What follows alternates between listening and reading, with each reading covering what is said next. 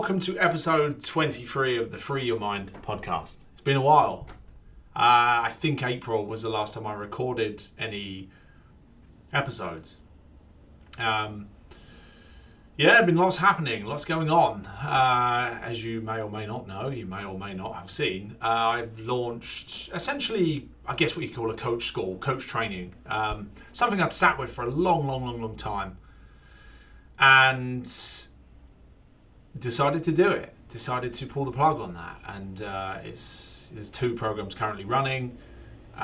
Some are clients who have their own businesses, so they're looking to, they just know that the ability to coach, the ability, to communicate better, to get the most out of someone, to understand themselves and humans more, would enable them to not only get more from their relationships, more from their children, for example, or more from their staff, or just deepen their own understanding. So it's pretty cool, which just means that, in amongst, even as I record this now, it's like I'm feeling a little bit crusty was the word that came to mind. Not crusty, rusty, jaded, a little bit. So fit in a podcast in amongst calls, in amongst group calls, in amongst new ideas, in amongst kids, in amongst life, in amongst holidays, in amongst the inevitable goings on of life, the disasters, the illnesses, the problems, COVID, all of that stuff. Sometimes it's not that easy. But here we are here. And today I'm going to keep it reasonably short. And I'm just going to piggyback off the back of a coaching conversation I've just had with a client. Because we arrived at a very useful point, I think. A very useful pointer. Now, if you've listened to me for any period of time, you've probably got a sense that as humans, it's easy to be miserable. Let's be honest, right? It's easy to be fat. It's easy to be miserable. It's easy to be broke. It's easy to be depressed. It's easy to be anxious. It's easy to, be an angry bastard. It's easy. At least short term. Long term, it's hard. Long term, when you're overweight, or when your whole life falls apart, or your wife leaves you, or your husband leaves you, or your business falls apart, or you arrive at like 70 and realise you've wasted your whole life being a miserable bastard, then it's not so easy. But it's kind of like short term, it's easy. It seems that way, actually. Is it easy? It seems that way. It seems as humans we are negatively wired. It seems as humans, if you run a business, for example, you get 10 amazing reviews and you get one negative, and that one negative seems to knock us for 6. We seem to, that bothers us on such a deep level that it almost deletes 10. I think they say that, right? Or, 100 people give you a compliment, but one person doesn't, and that seems to be what we fixate on. One negative comment online, or one person doesn't like us, or, constantly looking at, we as humans tend to, so it's not true in all cases, but tend to normalize our life. The car that we once dreamt of becomes the car. The house we once dreamt of just becomes the house. But what's interesting is it doesn't just become the car or just the house. We stop seeing what we appreciate, and we stop valuing it often, not always. You can insert something else. Maybe it's your job, maybe it's your wife, whatever. But we just start seeing problems after a while. All we see are the things that go wrong. All we see are the things that need doing. Oh, I fucking hate this office because that door frame needs sanding down. And that's all we're tuned into is the one thing that's problematic.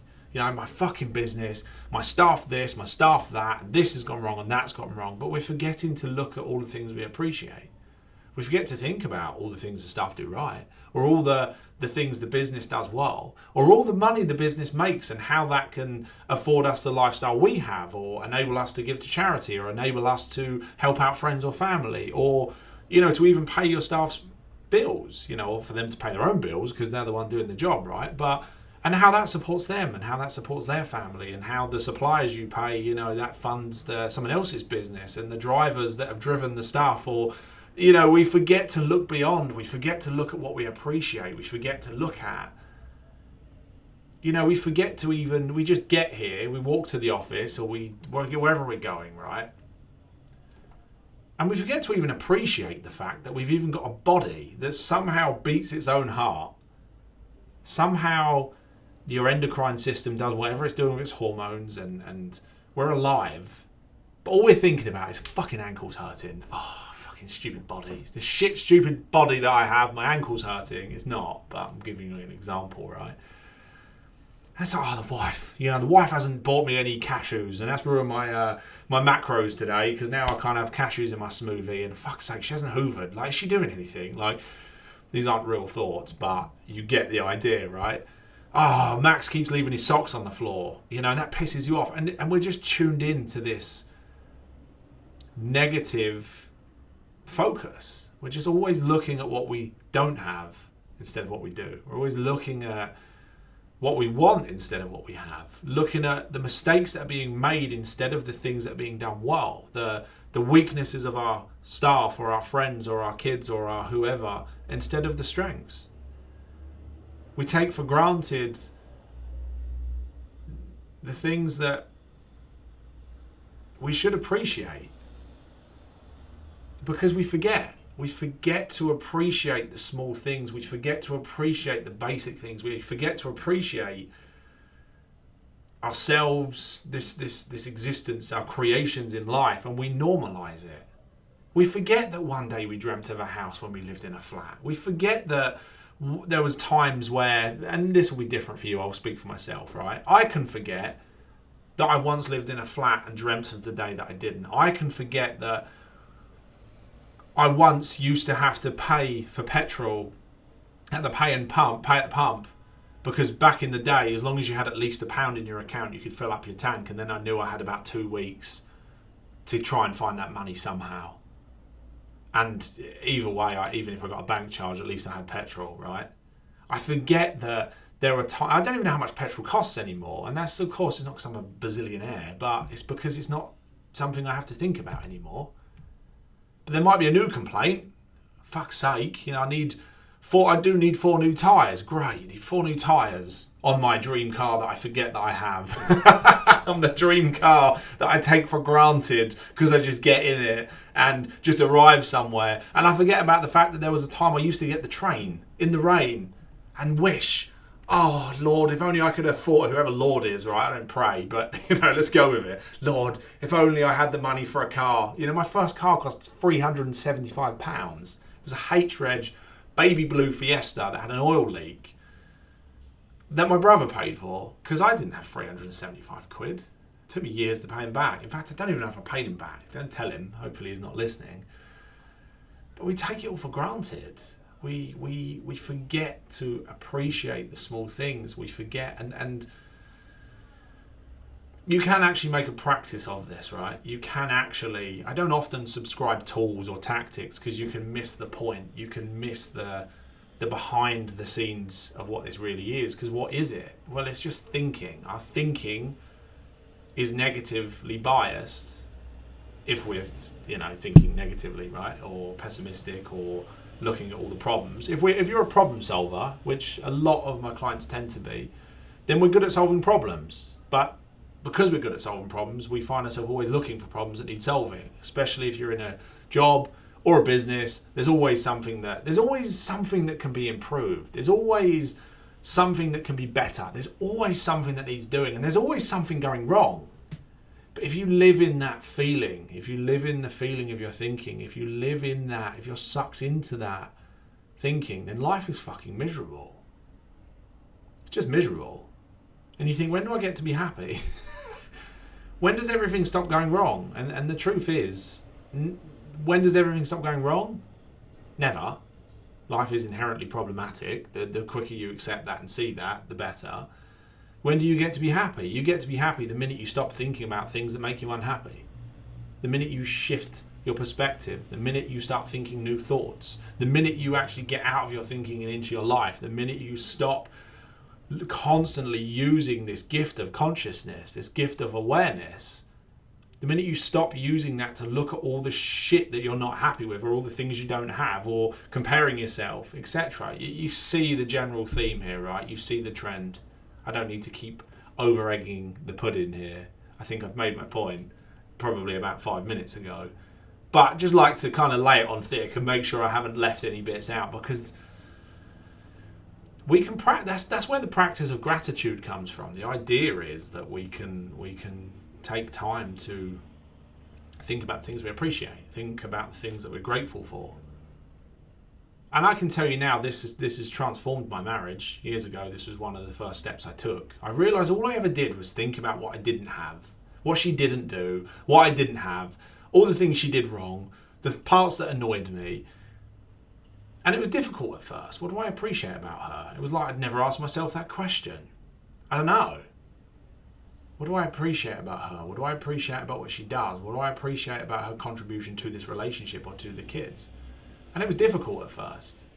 And then I started to notice the small things, the big things that I hadn't even seen, the things I took for granted. Then I actually started to tell her about those things. Now, whenever I get my clients to do this, their wife replies, if it's in a message, or they say, "What have you done?" Or they say, "What's wrong with you? Are you dying?" No, just trying to be a nicer person, a better person, that's all, and they get used to it. And then you'll find that it starts coming back as well. The amount of times I hear, a wife doesn't feel appreciated or a husband doesn't, it's because they're not giving what they want. It's like, well, she doesn't appreciate me, but then you don't appreciate her. So, there's that. Anyway, don't do it for that reason. Do it because it's genuine, right? Do it for your own enjoyment of life. Do it for your own happiness, right? Start to notice, what do you appreciate about your life? What do you appreciate about yourself? What do you appreciate about your business? What do you appreciate about your staff or your job or money or whatever? There's always something to appreciate.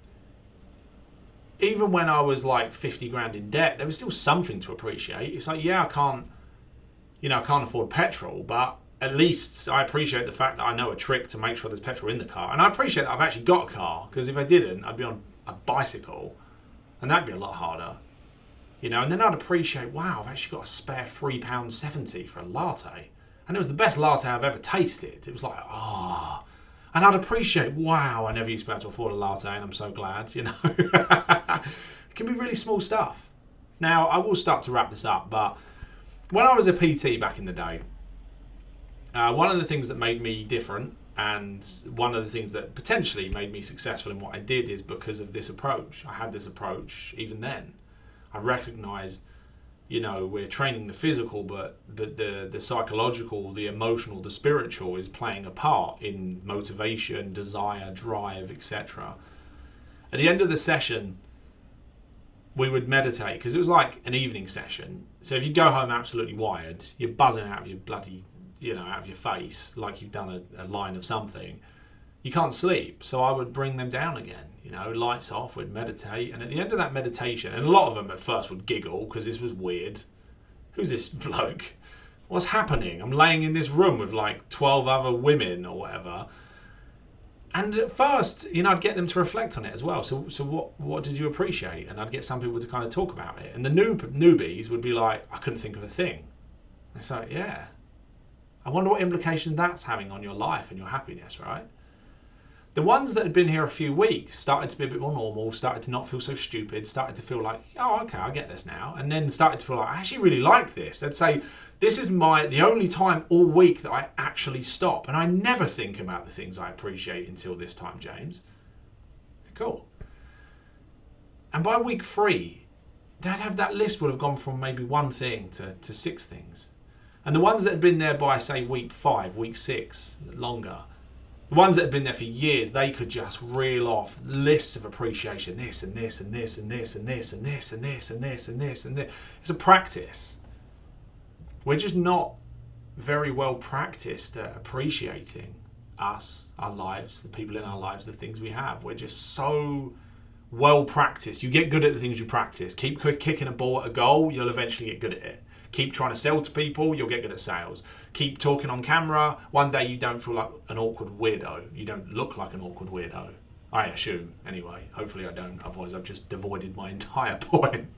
But you get good at the things you practice. Well, most humans are practicing negativity, practicing looking for the problems that need solving and the things that aren't right and the things they don't have and the things that they tell themselves would make them happy if only they had them. Right? I'm going to leave it there because, we've done 15 minutes. That's a nice little chunk. I like 15 minutes. That feels like a good time. And I'm still talking about the podcast, by the way, nothing else. I don't time that. I'm not like, right, I've got 15 minutes. So nearly going off on a tangent there, but I'm not going to. So anyway, I hope you enjoy me being back. If you do, then let me know, because it's quite nice to be patted on the head sometimes, you know. Show me some appreciation. If I've made a difference in your life, tell me about it, and then maybe I can enjoy a little dopamine rush. And then maybe I can thank you for listening and tell you that I appreciate you being here. There's a clue there. Have you ever noticed I do that? Have you ever noticed at the end of all of my podcasts, I always tell you I appreciate you being here. I appreciate you for listening. I appreciate you for taking the time out of your day. So I didn't even know I did that until now. But that's because I've practiced. Oh, James, you're so positive. Yeah, I've practiced this. But I also understand the nature of thinking. And if you don't understand that yet, go back and listen to every single podcast episode right from the beginning and start again. And keep doing that over and over and over again until you think you know a little bit about what I mean by the nature of thinking, the elusive nature of thinking. If you already get some sense of it, then we're good, right? You'll never truly know, because it's like clouds in the sky. It's constantly changing. Every time you think you know, you realise you don't know. And the more you think you know, usually the more you don't know. You'll notice that. It's called the Dunning-Kruger effect. People that think they know the most normally know the least. People that think they've got no fucking idea what they're talking about. Literally, I've got no idea. I'm just talking bollocks on a podcast right now. I feel like there's so much more to learn. They're the ones that normally know more or know the most. So that's interesting. That's a slightly different insight. So let's leave it there. I do appreciate you being here. I mean that. I enjoy this and I hope you enjoy it. And above all, I hope you get insights from that. I hope this enables you to see new thoughts, fresh thinking. I hope it shifts your mood enough for you to feel something, this calmness, this settled down state. And I hope you know that that generally means something. I hope this points you beyond your thinking. I hope this points you to the cracks in your own thinking. The shift in perspective represents, wow, there's a different way of living. There's a different way of thinking. There's a different way of viewing the world. That's my job, right? To get you to expose the gaps in your thinking, to fuck around with it a bit, to give you new, fresh ways of looking at things, so your life starts to look different even if nothing's changed. Now, I can only do so much because there's only currently me talking to myself, just knowing you're going to be there, compared to obviously being in a conversation.